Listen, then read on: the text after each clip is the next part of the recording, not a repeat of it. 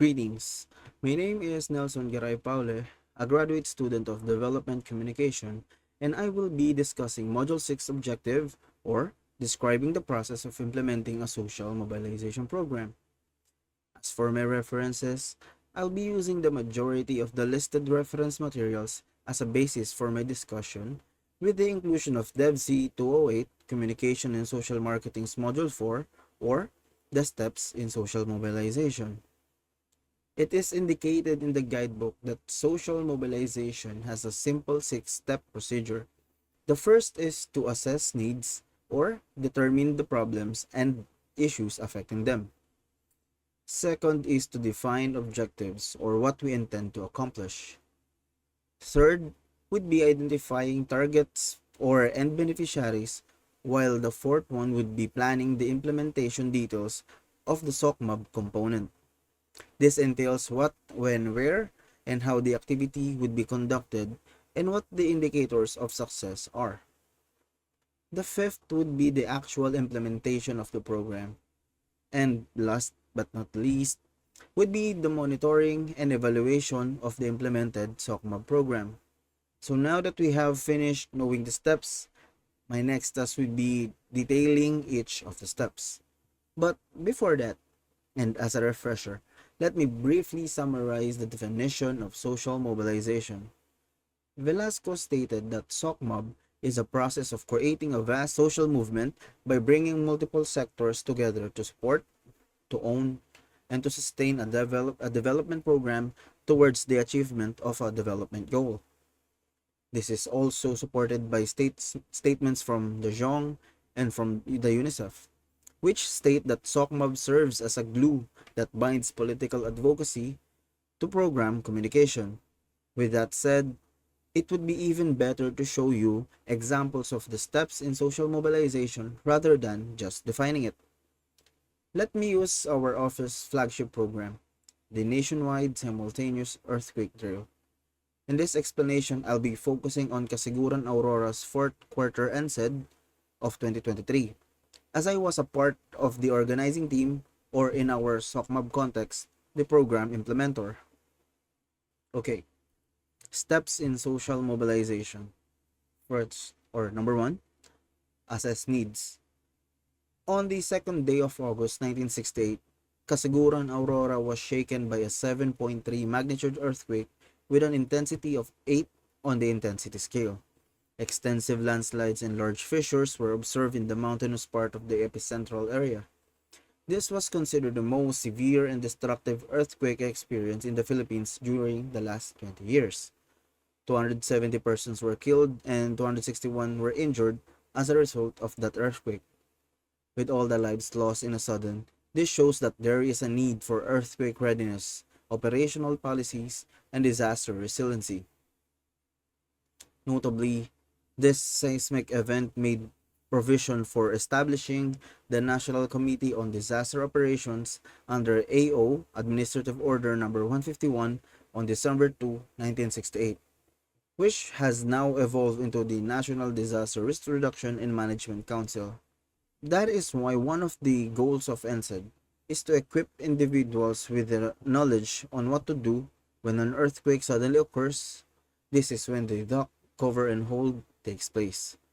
This advocacy aims to instill that no matter how weak an earthquake shake might be, an individual must still be proactively ready. This is the behavior change that NSED wants to impart, a behavior change that all SOCMAB programs strive to accomplish. As for the Kasiguran NSED, we wanted to target key stakeholders such as coastal residents, including the nearby elementary school, local barangay, and other local government offices. For this context, let me add the social mobilization elements here, as these are considered activities to be conducted. All of these activities are in accordance with what actually happened in the NSED Aurora.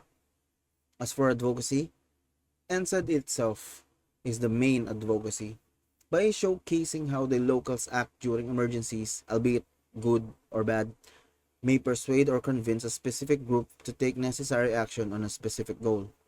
This specific goal may be the provision of policy support, additional manpower, materials, and facilities to the locals and probably funding for the programs.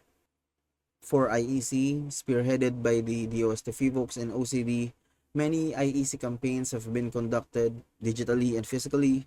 As such, before the NSED event began, a seminar was conducted by DOSTFE folks in relation to World Tsunami Awareness Day.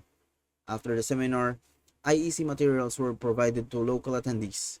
For community organizing, NSED has a functional exercise component involving all residents, local authorities, and government offices of Kasiguran, Aurora to test how they would react to certain scenarios and how would they perform critical disaster emergency functions. And at its core, this exercise serves as a platform for the community to solve earthquake and emergency related problems. As for capability building, prior to the actual conduct of the exercise, OCD personnel have training sessions with the local officials in relation to how the activity and what type of response should be conducted. These learning sessions aim to improve the knowledge, attitude, and skills of the participants, especially in mobilization. NSAD also has a monitoring and evaluation component after the exercise. Along with the organizing committee, participants, and evaluators, the program will be evaluated to see if it achieves the defined goals and how impactful the program was. In our textbook, this element's definition is groups that have similar interests but they do not work directly. One of our exercise scenarios is a water search and rescue, wherein both the Philippine Coast Guard and local fishermen, albeit different in nature, share a single task by providing possible assistance in the shorelines. This might entail future collaboration on how both parties would approach certain emergency issues. And as for implementation, you may watch this 2-minute highlight video that I created for the NSED drill on Kasiguran, Aurora. This video will show you the actual execution of the program, but I may put it at the last part of my presentation just to not stop the flow of my presentation. So, moving forward, and similar to what I've said on the SOCMAB elements, monitoring and evaluation have a critical part in ensuring that the goals of the program are met. To conclude my presentation, I will be discussing the bane of all program executions, the barriers. Several barriers can undermine social mobilization, such as bureaucratic resistance, the top-down approach, misconceptions, and content accessibility. According to the International Council for Control of Iodine Deficiency Disorders, the bureaucratic resistance is internal jealousies within government departments that can lead to passive sabotage. This was true to what happened in Ecuador, where a conflict of interest within the same ministry once threatened to slow or sabotage IDD work. Similarly, UNICEF stated that the top-down approach often makes SOCMAB program fail by treating the community as a passive recipients rather than equal partners.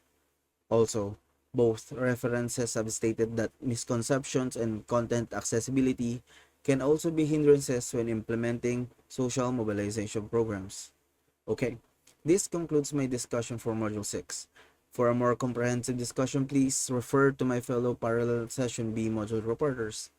Before you leave, these are my discussion prompts for you to answer. 1. As a step, why does monitoring and evaluation matter in the overall implementation of a social mobilization program? 2.